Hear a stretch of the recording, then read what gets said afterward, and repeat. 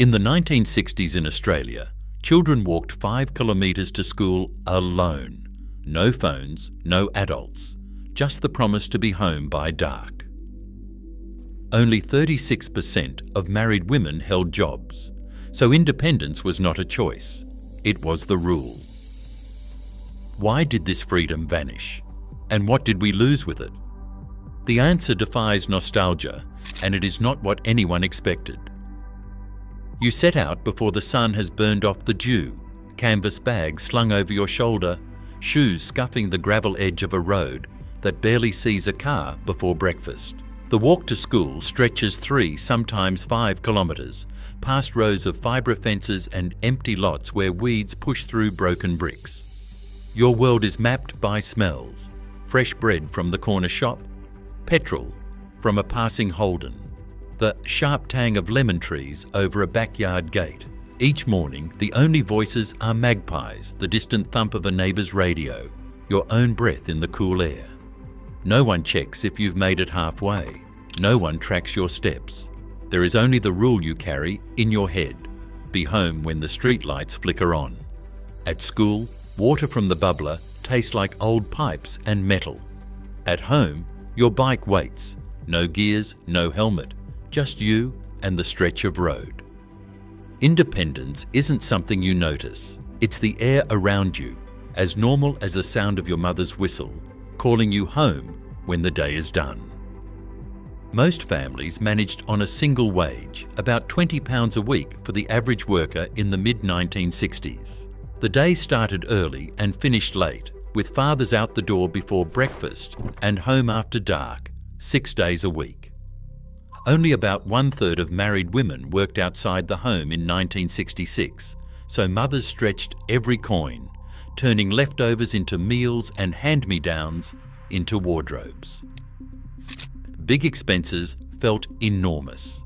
A new refrigerator cost as much as 3 weeks' pay, so people fixed what broke or simply did without.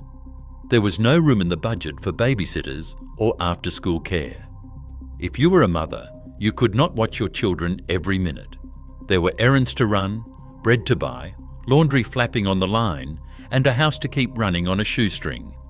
Supervision was not a choice. It was a luxury most could not afford.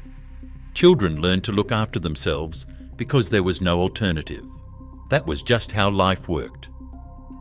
Mrs. Thompson lived 3 doors down, but she knew more about your daily habits than your own parents. She had a knack for appearing just as you tried to sneak a cricket ball over the fence or cut through someone's garden.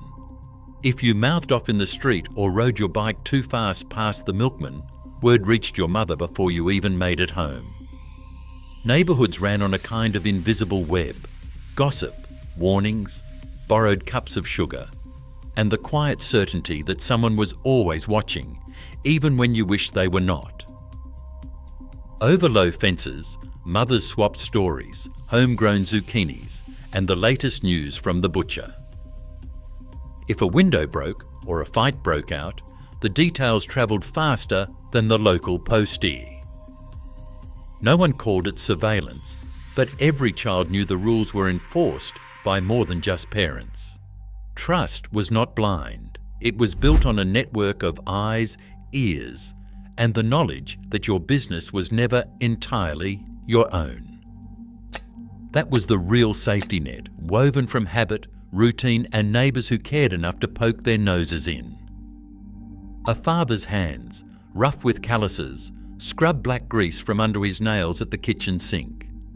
He's home late, shoulders stiff, boots streaked with dried concrete dust. 6 days a week, men like him left before sunrise to work on building sites, in factories or out on farms. In 1960, more than 600 Australians never made it home from work.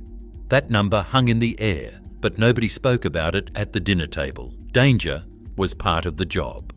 On farms, men climbed up to lay asbestos roofing with no masks, the white fibres swirling in the sunlight. In factories, machines spun and stamped without guards, gears and belts exposed, one slip away from disaster.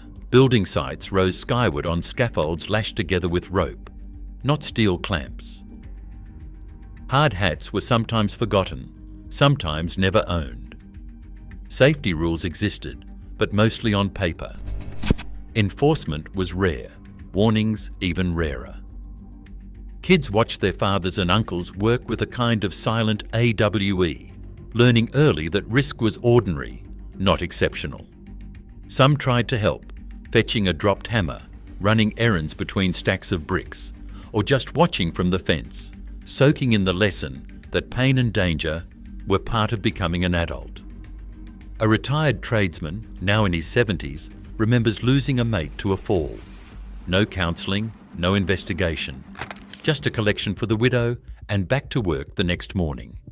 For children, these stories weren't distant. They shaped how you saw the world. Toughen up, look out for yourself, don't expect the world to make things easy. Risk wasn't discussed.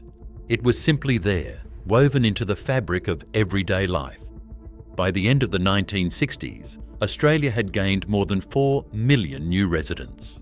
Streets that once felt empty in the morning now echoed with the sound of engines and horns. The number of cars on the road doubled between 1960 and 1980, turning quiet shortcuts and empty lots into busy thoroughfares. In 1961, there were about 1.8 million passenger cars. By 1980, that number had climbed past 4.4 million. Suburbs stretched further out, swallowing paddocks and bushland as families moved into new developments on the edge of every city. The population hit 10 million in 1960 and kept rising, reaching over 14 million by 1980. A social historian describes it as a kind of slow-motion crowding. Neighbourhoods that once felt like small towns became places where you did not recognise every face. The increase in cars brought more than just traffic jams. By 1970, road deaths peaked at nearly 3,700 in a single year, the highest per capita rate in the developed world at the time. Children who used to roam the streets on bikes or on foot now faced a new kind of danger. Traffic that did not stop, even for a game of cricket in the gutter. Many remember how the soundscape changed. The low hum of a few Holdens or Fords became a steady roar, especially at peak hour. The old freedom to cross the road without looking twice faded, replaced by the habit of listening for engines before stepping off the curb. What was once a playground became a shortcut for commuters.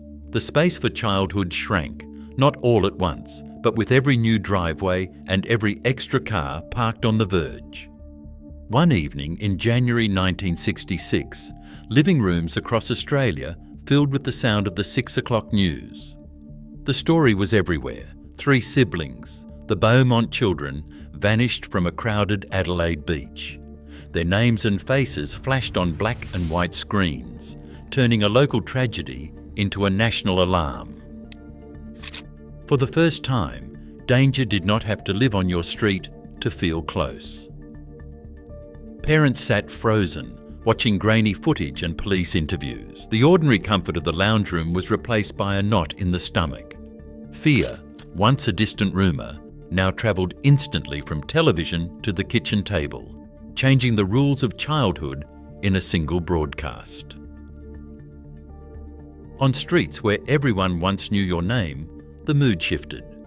Neighbours who used to wave from their front steps started locking their gates.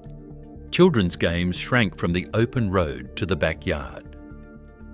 Mothers who once trusted a watchful street now waited at the school gate, scanning for familiar faces. The unwritten rules of the neighbourhood, be home by dark and look out for each other, gave way to written ones. Councils posted new signs. Schools handed out safety pamphlets. By 1990, the law caught up with the change, already visible on every block. Bicycle helmets became mandatory for all ages. The quiet rebellion of riding bareheaded was over. Parents clipped chin straps before every ride, not just for their own peace of mind, but because the law demanded it. What had once been enforced by a neighbour's sharp eye was now policed by fines and regulations. The old trust faded, replaced by rules designed to keep everyone safe, even if it meant closing off a little more of the world. Today, Australian children spend more time indoors than almost any generation before them. As safety and privacy reshape daily life, the meaning of trust quietly changes too. What we protect shapes what we lose. Sometimes the biggest shifts are the ones we barely notice. Share your thoughts below.